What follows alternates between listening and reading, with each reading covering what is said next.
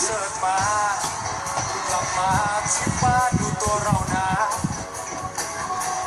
อาจจะชมตัวเราเองเกินไปพี่โจก็ดูเท่ไม่พอก็มีคนนะเล่เหลือเกินจะเทียมกับเราอีกคนสตงสกัดอะไรนะเห็นเลยยังไม่หล่อเท่าเรากล้องเรายังมีค่าอีกคนที่น่าจับตาบอกทั่วโซนยังมีเราอีกคนที่น่าสนใจวันว่าเรานั้นอาจจะมีคนเขามาสนใจ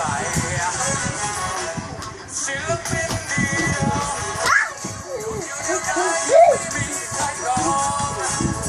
ศิลปินเดียวรูปหล่ออย่างเดียวยังไม่มีใครมองถ้าเป็นต่อ